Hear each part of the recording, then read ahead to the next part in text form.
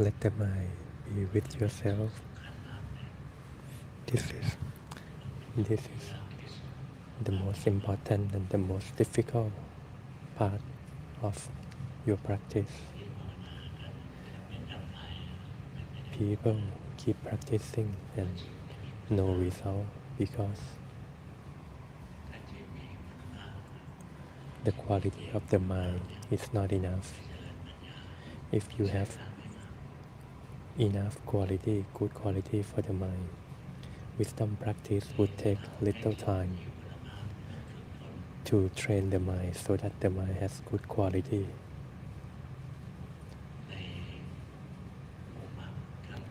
In the path, the noble path, there is the component of wisdom, the right view, the right thought. There are three more components about moral code: right action, right speech, right way of living. There are three more components of how to train your mind. Right meditation.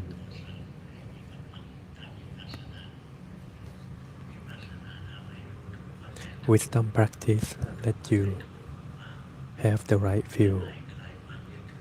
Having the right view, the mind would let go, and the mind would have the greatest happiness.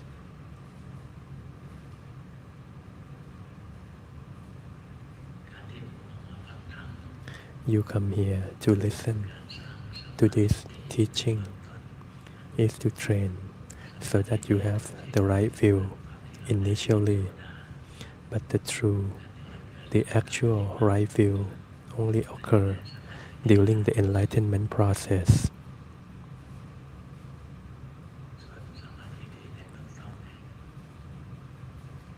Initially the right view, you need to learn to know the right way to practice, but the actual right view is to know the Four Noble Truths. So, you want to keep your moral codes, you need to train your mind, otherwise there is no chance of enlightenment. The path is a gradual training. Keep training step by step, but that is not the actual path. It's not the true path to enlightenment. Some people, they want to reach enlightenment quickly. They try to make the mind so that the mind is empty. That is completely wrong. When the mind reaches a true emptiness, it's not training or making the mind like that, but the mind has wisdom to let go of the cause of suffering. The mind reaches the state of nirvana. That's the true emptiness. But that is not the emptiness that you know. You all have not reached that point yet. There is no true emptiness, only a pretentious one, the one you created with greed. If you keep practicing step by step on the path, keep developing your mind, at one point, wisdom practice will arise and the mind will truly know the truth about the body and the mind. And then the mind would no longer love the body and the mind. The mind would let go. The first thing to learn is the right view. The right view is is to see correctly, to see rightly. First, it comes from right thought, right thinking, listening.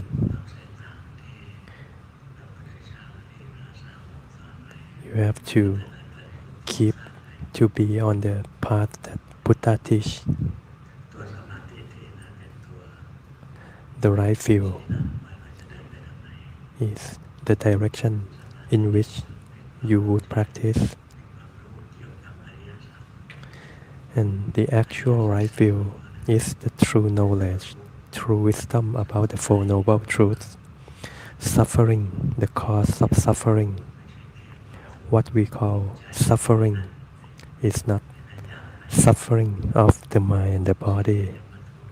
The true suffering is to know that the body and the mind themselves are suffering. You are ordinary people, commoner, you don't really see that the body and the mind are suffering. You see the body and the mind as you. When the body gets old, gets sick, and die, we suffer. We see too many trouble, too many problems, too many disappointments. The mind becomes suffering. In conclusion, the mind itself is suffering.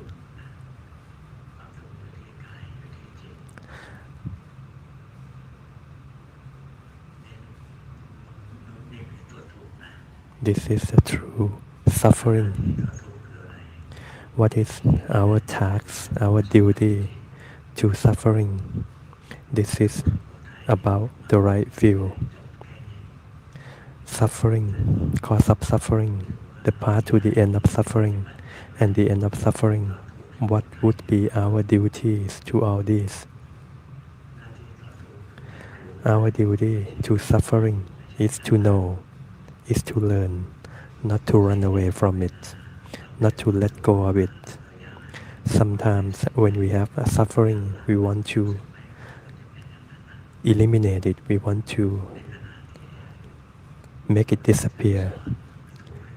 When in fact, Buddha taught that the suffering is to know, suffering is not to run away. This is because your body and your mind are themselves suffering. You cannot run away from it. You cannot run away from it, so you have to face it, to learn from it. To learn from it is to practice your wisdom. You learn to see the body itself is suffering. Feeling is just all suffering. It makes the mind suffer, even happiness. When the mind is happy or when the mind suffers, the mind is not normal. All the bad states of the mind, all unhappiness, are easy to see that it is making the mind suffer. But happiness, joy, it's very difficult to see them as suffering. You only can see that the body and the mind sometimes is happy, sometimes is suffering. But when you see that sometimes the body and the mind are happy, sometimes they are suffering. So you want the mind and the body to be happy, and you don't want them to be suffer. So you have greed, not knowing the truth about suffering, making the mind create the cause of suffering. But if you truly know suffering, the cause of suffering would automatically be gone. the cause of suffering. What is our duty to the cause of suffering? Our duty is to eliminate it, is to let it go. Duty to suffering is to know. If we know suffering completely, the mind will let go of the cause of suffering completely as well.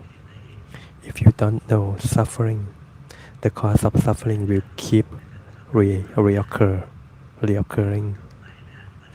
Commoner, ordinary people, they deny suffering. They only want happiness. But true happiness is not always there. Buddha said, in summary, all aggregates are suffering. This is the noble truth, the Four Noble Truth.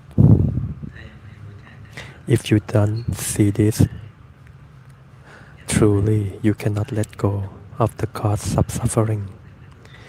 If you don't see it, then you cannot let go of the body and the mind. Because the mind thinks there is choice, and choices would be to have happiness, to let go of suffering. The mind would want happiness to stay forever. This is the cause of suffering. This is craving. This is greed. The mind wants happiness to be permanent. This is the wrong view. The wrong view that something could be permanent, and we want happiness to be permanent. But if the mind see that something could be permanent, then the mind still has a wrong view. People practice meditation so that the mind is calm all day long. But when the mind comes out of meditation state, the mind becomes restless again. Even if you can get into a deep state of meditation, it is not permanent.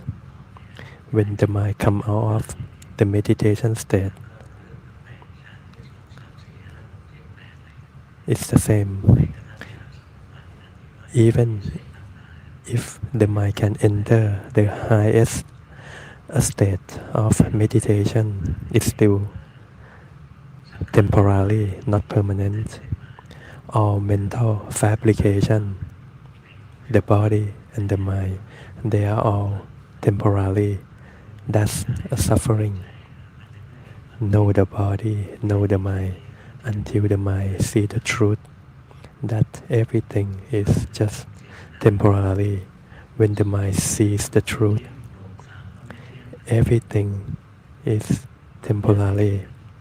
The greed for anything to be permanent would be gone. To see that the body and the mind are truly suffering, then the cause of suffering, to wanting the mind to be happy, would not arise. To want the mind to be happy also would not arise. All this greed, craving would be gone. Actually, the five aggregates are themselves suffering. The body and the mind are suffering. But we don't know that. We don't know the truth. So we have greed so that the mind and the body is happy. And whenever greed arises, suffering would follow. We fabricate the states of our mind. Whenever we fabricate the mental state, a mental state, suffering would arise. If we don't have greed, if we don't have attachment, mental fabrication would cease to exist. When the mind stops fabricating, the mind would not suffer. Buddha taught that all mental fabrication, if we can make it disappear, then we become happy. If we can truly see this truth, then greed, craving would be gone. then we are free of suffering. The one that bring true happiness,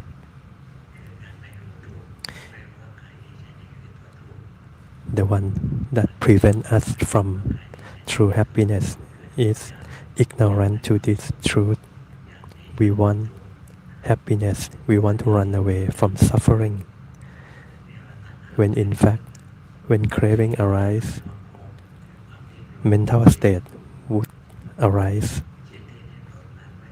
The mind that seeks, the mind that's a struggle, the mind that fight, the mind that wants itself to be empty and peaceful, the mind that try to fabricate this and that, that's still a mental state of mind. The mind still act, no matter if it is good, bad state of mind, they are the same. Small or a long mental state of mind, they are all the same. Small mental state of mind, like insect, the bug, or elephant would be a big state of mind.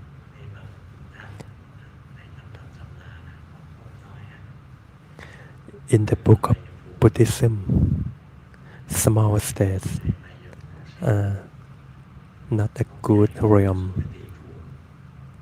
A bigger state of existence is a better state of existence. Small states of existence are the state where there are the five essential desires. But Brahma, form or non-form, are the big states of existence. But these are in the book. For practitioner, small state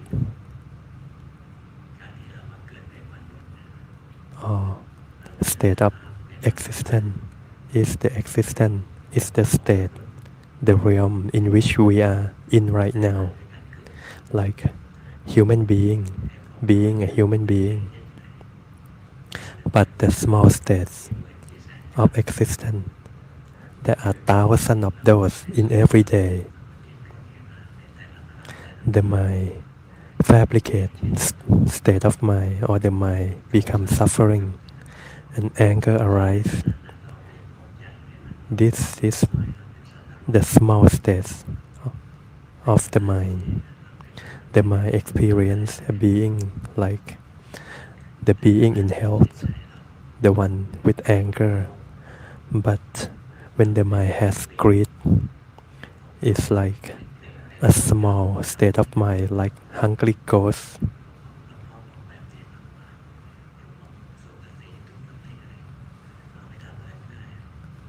The big state of existence, you cannot do anything about it. You learn the small state of your mind. Learn your mind. You see, right now, the state of your existence is a human being, but sometimes the state of your mind is just like animal, or just like angry ghost, or just like evil when you have bad thoughts possessing your mind.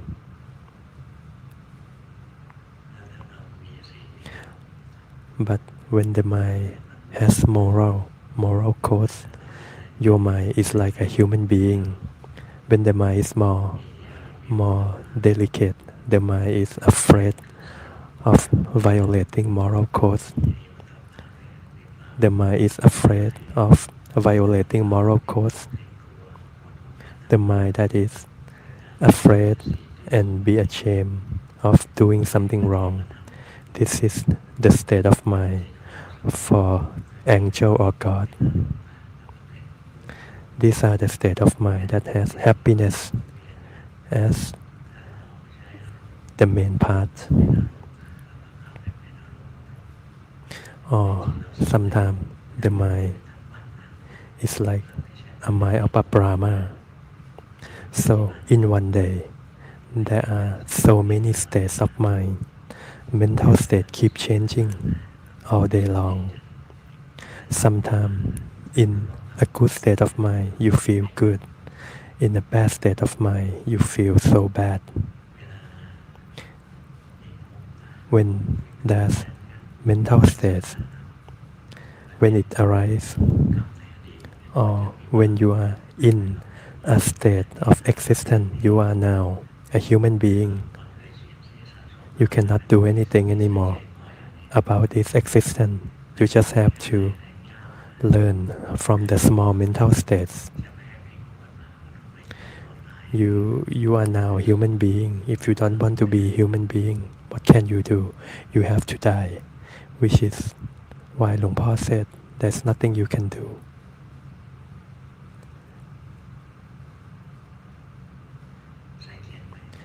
Notice your mind. Your mental state keep changing.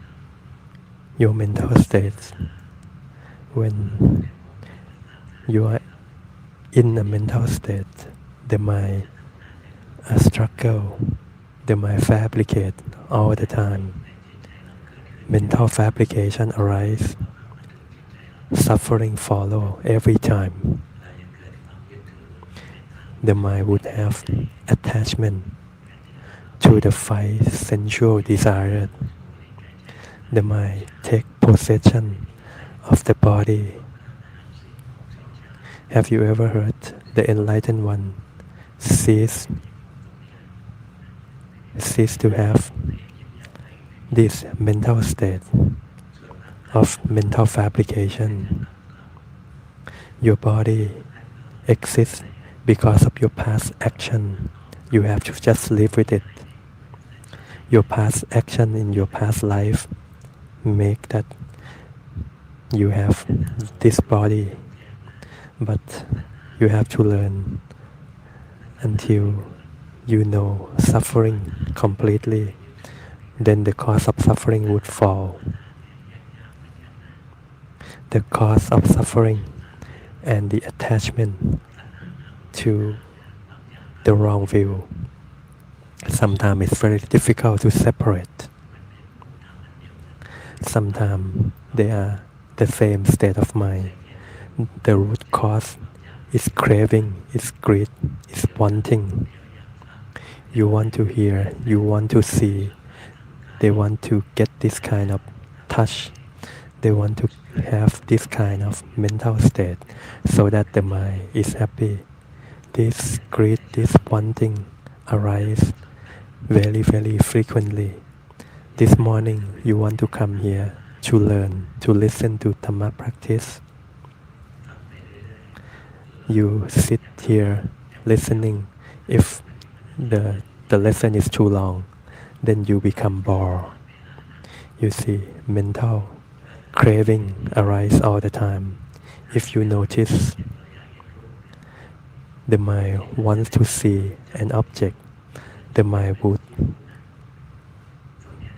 jump, would move towards that object that you want to see. When the mind wants to hear something, the mind would move to the source of the sound.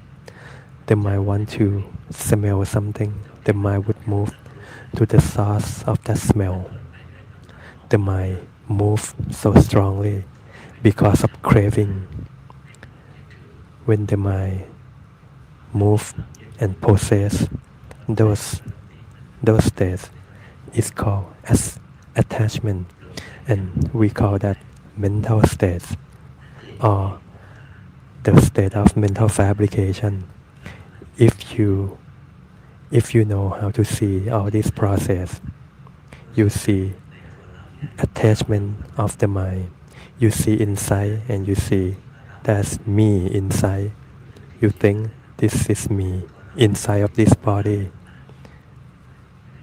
I am in here. What is called us, you cannot really find it. but it arises because of the wrong view and wrong thought. So there's attachment. We attach, we cling to this thing. We call it, this is me, this is ourself. Your wisdom become more and more detailed, more and more delicate. This is the later steps of the process of learning, suffering.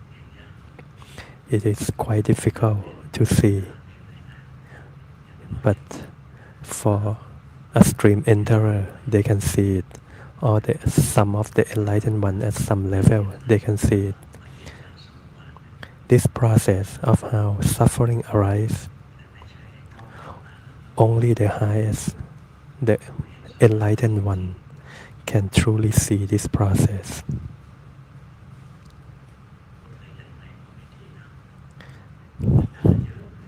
Learning too much is gonna cause you trouble. Keep learning from your body and your mind. When you learn your body and your mind completely, attachment would fall. Wanting, craving would fall. The mind without craving, without greed, the mind can come in contact with a true happiness, true emptiness. That's nirvana. Nirvana is the state without greed, without craving. If the mind still have craving, you cannot come in contact with nirvana. Even if nirvana is right in front of us, you cannot see it.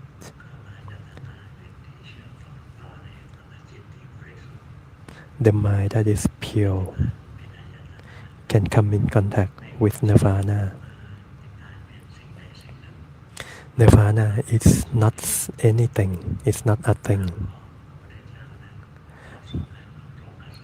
Buddha's wording is right. Nirvana is like a channel, the channel that connects the pure mind inside, or the pure mind with nirvana. The mind and nirvana become one. But some people, they rewrote the book of Buddha teaching. Something exists. It's not the sun, it's not the moon. But when they write something like this to try to describe nirvana, they wrote it without any understanding of nirvana. So those writings cannot be believed, cannot be trusted. Some people, they say it right, but they have never seen it. Most of them are just like this.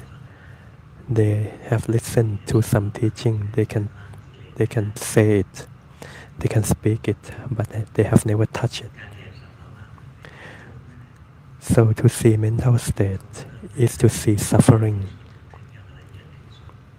There are suffering with different levels. First, the body is the lowest level of learning suffering. So the first stage, the first level is to learn about your body. Your body is always here, is always with you. You cannot run away from your body. But the mind moves away so quickly. So at the beginning, you don't have enough mind power. Sense your body. Sense your body. There are two steps. First, sense the existence of the body. When the mind moves away, you don't sense your body anymore. You watch a movie, you don't sense your body. You forget about your body. the mind forget about the body. So the first step to learn about the body is to sense the body's existence as often as possible. Don't forget about the body. But it's not like you have to know your body to sense your body all the time. Just sense it often. The mind that never get lost is the mind that is in too much control. The mind move, just sense it. Oh, we forget about the body. So the first step is to sense the existence of the body. And the second step is to see the change that occur to the body. See that the body keep changing, keep moving. You sense your body. And the next step is, oh, the body is breathing in, the body is breathing out, the body is moving, the body is not moving. When you see this often, the mind will see the body is temporary. You are breathing, you are moving, you are standing, you are walking, you are sitting. It keeps changing. This is wisdom practice already, because you see the characteristic of the body. Keep learning it, and you see why the body keep moving. This is because a suffering press it. Breathing in, the body suffer. The body has to breathe out. The body breathes in and out, or the body move just to try to be free of suffering, try to get rid of some suffering that arises, some pain that arises to the body. This is to see suffering in the body. And when your wisdom becomes sharper, you don't just see the existence and the changing of the body. The mind have true wisdom. The mind see that the body is not us, it's just an object. There's element coming in, element going out. It's not a self. And you see the anti-self characteristic. You keep learning about your body, keep sensing the body. The body keep aching here and there. You sit too long, the legs become aching, the body become aching. If you sit too long and the body feel some pain, don't change posture right away. See the body suffer first. See it to see suffering. Suffering arise to the body. Suffering keep pressing the body. This is to see suffering that arise to the body. And we cannot choose if the body is going to experience good or suffering. Suffering in the body. And you will see that there's another part of suffering, and that's in the mind. When the body is aching, what happened to the mind? Some people, they like the body to be suffering. Those are the masochists. So their mind can be happy when the body is suffering.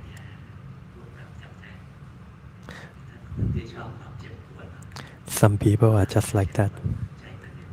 The body suffers, the mind is happy. But most people like us, when the body suffers, the body aches, the mind suffers as well. So keep learning more and more delicately.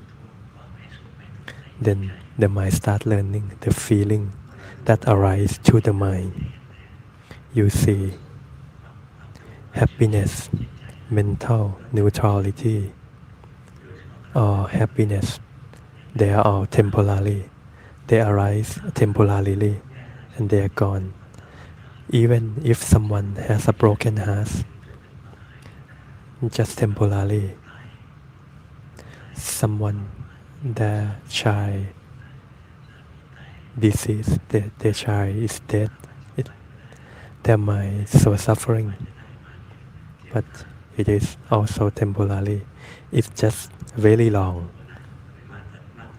Loving a child is more deep. It's deeper than loving your spouse. Your mind, ordinary people's mind, are biased. Sometimes you have someone has a good child. They love the child so much. So keep learning about the mind. When there's happiness in the mind, you observe, you notice. Most of the time, greed would arise. When the body is happy, the mind becomes happy as well. The mind has pressure. When the body is suffering, anger arises to the mind.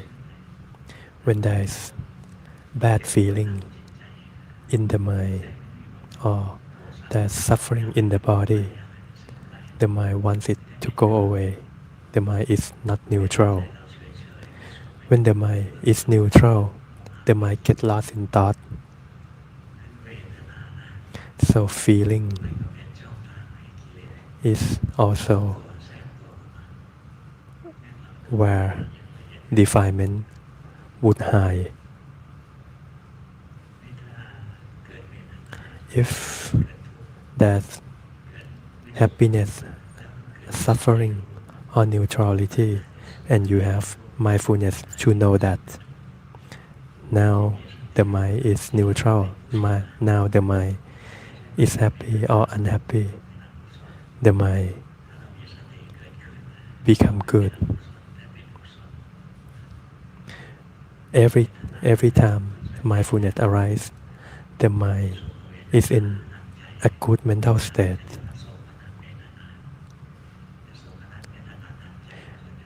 Suffering to the mind or happiness that arises to the mind, greed would arise, or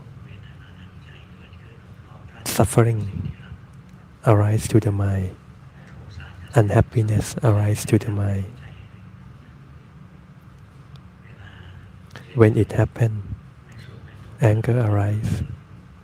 When the mind is neutral, the mind gets lost. When the mind learns all this, body is to use the body as the base for your practice. When the mind learns about the feeling to the mind, this is using feeling as the base for your practice. When the mind learns mental state, is to use the mind as the base for your mindfulness practice. And when the mind learns the cause and consequence of all this process, the mind uses Dhamma as the base for mindfulness practice. If the mind does not have enough power, you start with a simple way of practice. It's like education. You start at a lower level. But some people, they have practiced this since their past life. They can start practicing Dhamma in this life and they can go to advanced level right away.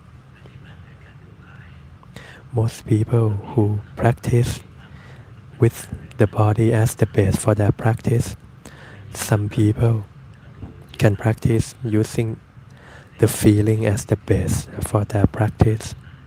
Some people can use the mind as the base.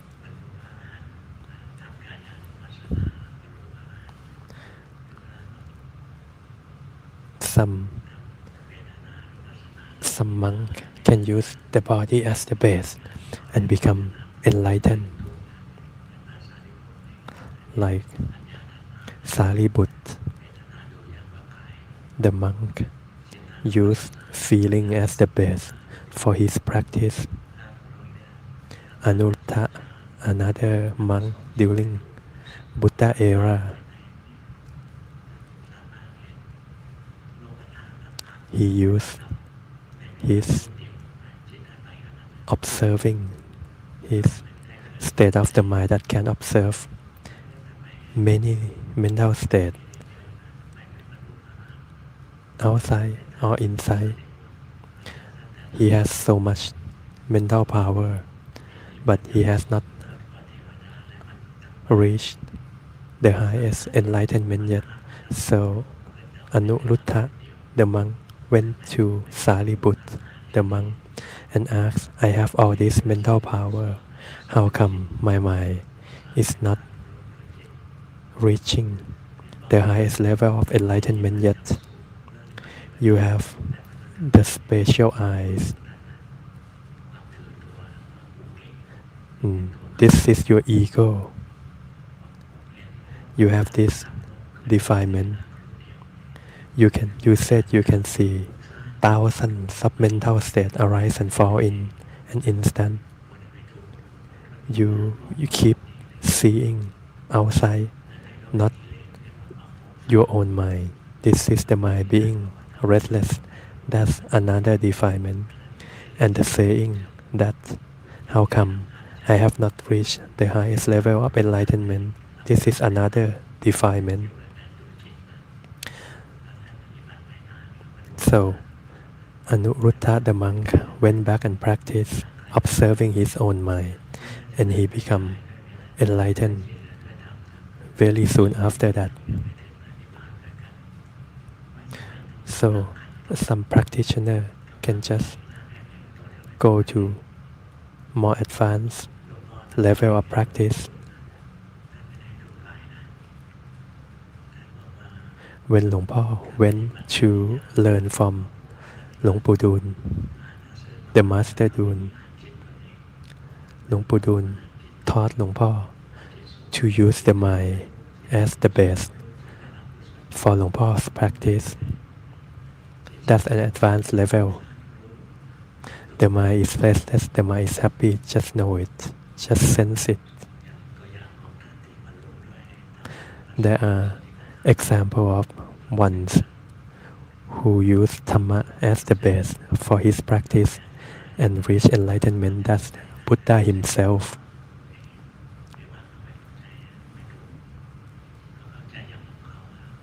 Some people, they thought Buddha did not have to practice wisdom, but that's wrong. That's their wrong understanding. Buddha also did his wisdom practice. What exists so that suffering exists? What exists so that the cause of suffering exists? What exists so that feeling exists? Feeling exists because of the channel to come in contact with this feeling. This channel arises because of the body and the mind. The mind arises because of intention and mental fabrication. Intention, good intention, evil intention, make the mind fabricate good state and bad states. Mental fabrication. What exists so that mental fabrication exists? That is ignorant to the truth that create mental suffering. Buddha himself, he practiced wisdom and learned this, and then become enlightened. This is the highest level of practicing. This is the noble truth lesson. Before Buddha used Dhamma as his base for his practice.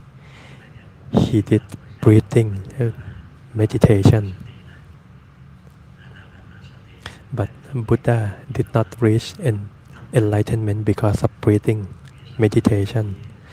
Breathing meditation is just the process. When Buddha has enough mental power, he practiced wisdom using Dhamma as his base of his mindfulness practice. So even Buddha has to do wisdom practice. Mindfulness practice is the only path to the end of suffering.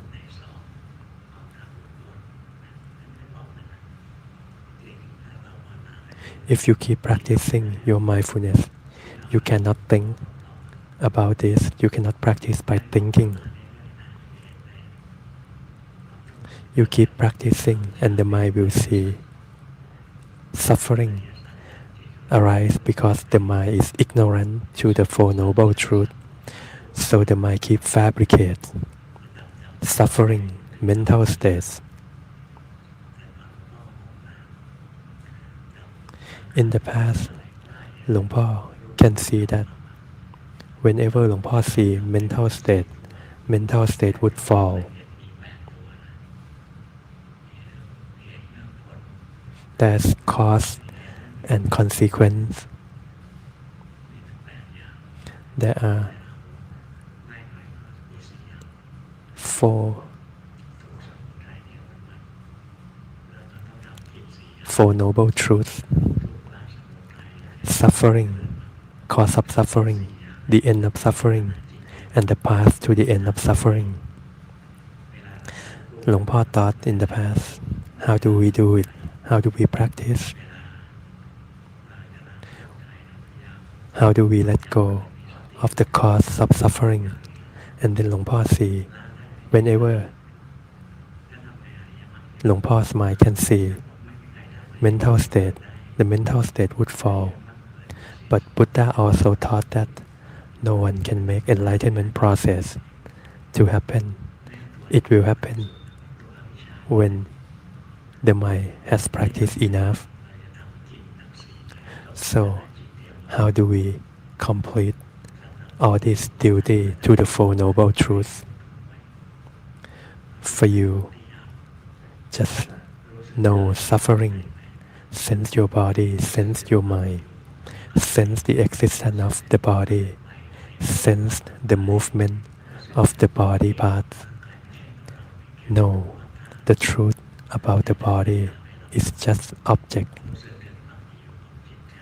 And then sense the existence of the mind, sense the movement of the mind, and learn the part about the mind is not a self.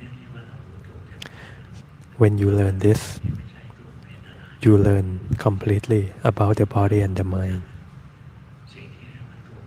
What we call suffering is the five aggregates that is us, is here. Just know it, just learn it, keep learning it.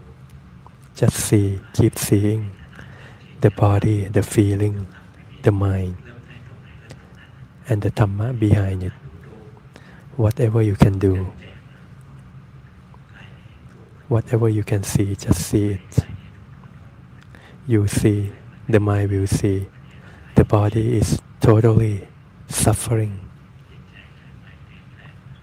The mind moves, the mind keeps changing. The mind is not a self. There is no us, there is no me. The one that can see that there is no self is the stream enterer. After the stream enterer has more meditation power, the stream enterer can get to the next level, the once enterer, one time returner.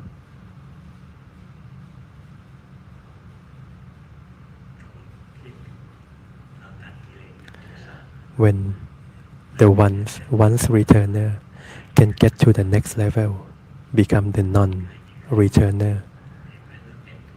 Their mind would truly learn that the body is totally suffering in itself. This is the non-returner, the third level of enlightenment. Luang Por learned this from his masters. When the mind sees the body as suffering, the craving so that the body is happy no longer exists, no longer arises. When the mind sees that the body itself is suffering, there is no more greed, no more craving, so that the body becomes happy or feel good. Everything about the body parts, the mind can let go. The mind no longer has hunger for the body to feel good. Sensual desire will no longer interfere with the mind. When the mind is not interfere due to the sensual desire, then the mind would become detached to the body, no longer cling to the body. This is the mental state, the wisdom of the non-returner. And the non-returner would look back, would look inside the mind. The core is the mind. The stream enterer first see that the mind is not a self. Just see that the mind is not a self. The stream enterer keep practicing until the mind see that the mind itself is suffering. That's the highest level of knowledge and wisdom.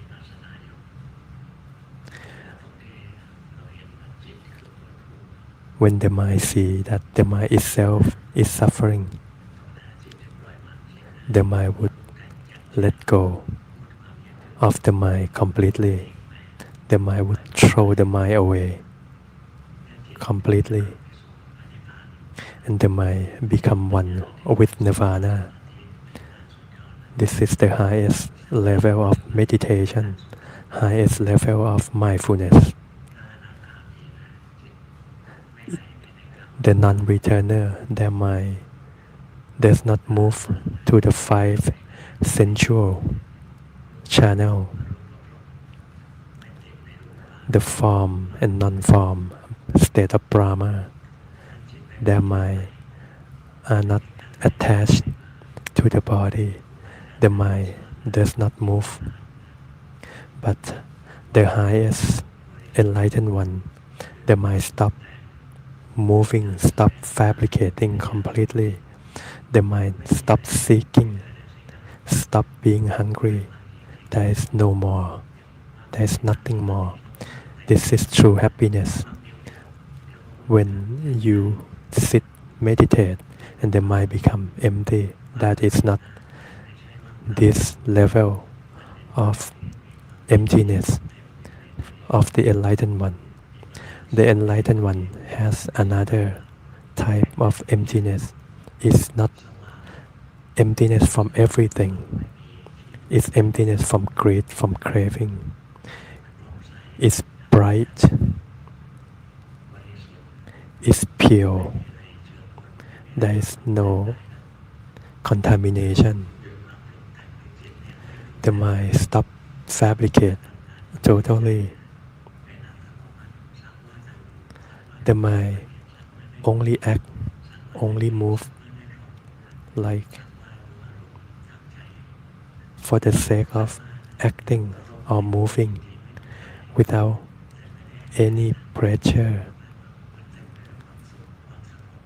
any happiness. It's full of through happiness, through emptiness. The mind stops seeking. Your mind keeps seeking where the mental state would arise. This is the one who keep wandering, keep seeking for the mental states, for the next mental state. This is a bit difficult to see for you. You see your mind is hungry for the mental state, and your mind keep moving and possess the mental state. But for the highest enlightened ones, their mind stops seeking. There is no more seeking. There is no more greed, no more craving. Your mind keep wanting the next state of mind. Even wanting not to be born again, not to be reborn, is still a craving. But the enlightened one stop fabricating completely, stop seeking. You see, for you, your eyes come in contact with something, your nose come in contact with a smell, the body come in contact with some physical object, the mind come in contact with a thought. Your mind would move, your mind is shaken, and there's just suffering inside. If you keep practicing, you see all this process. If you can reach this level of practice, you are at the point of almost enlightened.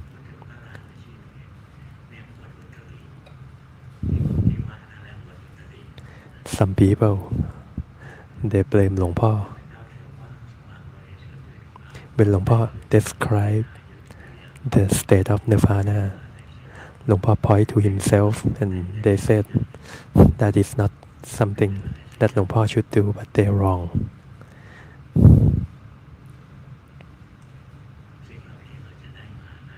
You will achieve this level by practicing. The first thing you have to have courage to practice. Your mind, if you are weak, you cannot practice. You need to keep your moral codes. Moral codes is the foundation. When you have your moral codes, then train your mind. Meditation practice is to train your mind so that the mind is ready for the wisdom practice. Train so that the mind can be with an object of the practice, to rest the mind. And when the mind moves away from the object of your practice, you know. But you don't train because you want the mind to be peaceful. That is also not right. Some people practice and their end goal is to have just meditation power. That is not right. The right effort, the right meditation, the right mindfulness. If you never practice mindfulness, you can only achieve the wrong type of meditation. Sit, control the mind, stare at the mind. This is all the wrong meditation. Right mindfulness come from right effort. Right effort come from the mind that has courage to fight with defilements, to fight so that good state arise and good state remain. You need courage to have the right effort. Courage.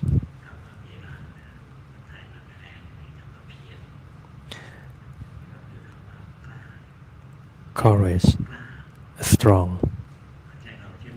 When the mind has courage, the mind is strong, the mind is ready to learn defilement. The mind can bear with all the hardship from practicing, walking too long, sitting too long. Just keep practicing mindfulness, knowing the body, knowing the mind. This is mindfulness practice. Not all mindfulness is the right mindfulness. You drive and not hit another car. That is not the right mindfulness. It's just mindfulness to live normally. Right mindfulness in the context of Buddhism is just different. You see anger arise and fall. The mind become an observer. The mind has the right type of meditation. If the mind can see the state, the mental state as it is, then the right meditation power and the right mindfulness would arise together automatically. The mind get lost in thought. The mind get lost. That might fall. The mind become an observer. When the mind become an observer with the right meditation, the mind that can do that frequently without controlling, without forcing it, the mind can be an observer automatically. Even for someone who has a strong meditation power, who can get into a deep state of meditation, they can only keep their mind like that for 7 days. But the mind that can be in a meditation state automatically, they see mental state is not a self. The mind itself is under the common characteristic. The mind keep moving through the 5 channels. At the beginning, you see there is one state of mind. The mind move here, the mind move there, the mind move back. The mind can move back because the mind has meditation power.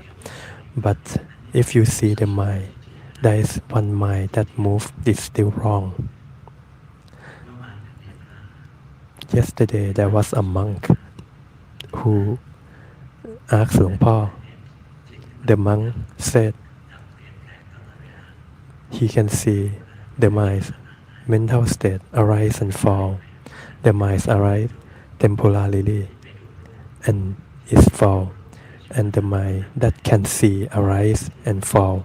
When that mind fall, the mind that can sense and be an observer arise momentarily and fall. And the mind that can hear arise and fall. The mind arise wherever the mind would fall. If you still see there is one mind that moves, is still not right. But the mind that keep arise and fall, that's the right view. The mind that see mental state arise and fall is the mind that can see the fall of the mind that continuously moving. It's like the old type of film for movie making. Film keep moving and people see movie. That's like seeing a movie. But if you can see the continuous process of the mind moving stop, it's like you can see each frame inside the movie. This is called the continuation of the mind. It stopped. This is the true wisdom practice. So wisdom practice is not that easy. People said they join a retreat for 7 days and they can do wisdom practice. That's not true. You cannot just think that you can do it.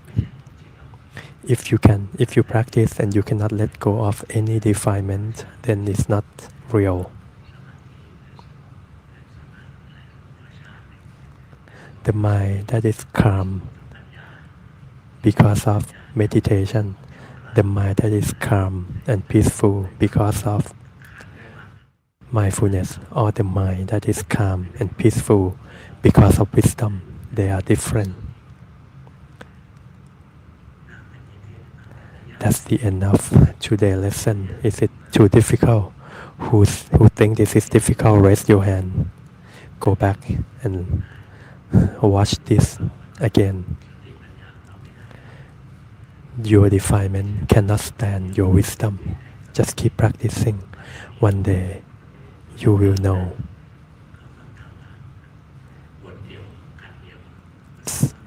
Some monk during Buddha era only listen to one Dhamma lesson and can reach the highest level of enlightenment. But you are not like that. You have to keep learning, keep listening, and keep practicing. You have to listen 1,000 times to kind of get the idea. 20 years from now, some people learn with Luangpu for 20 years. And Luangpu cannot stand anymore. Luangpu said, go and practice 3 hours a day. Watch your body, watch your mind, see your body, learn about your mind. See that the mind leaves the body. Keep walking and practicing. If the mind moves away from the body walking, just know it. The mind get lost from the base for your practice, just know it. Keep practicing. The mind would have enough power. And the mind will see the aggregates being all separated. We have this wrong view because not enough meditation power, not enough mindfulness power. We call them aggregates because they are actually separated. There are 5 different aggregates, and we believe incorrectly. That's the end of this lesson. This is just too much for you guys, for you all. Some people learn for 20 years already, but don't give up, just keep fighting. If you don't have courage to fight, you will never get there.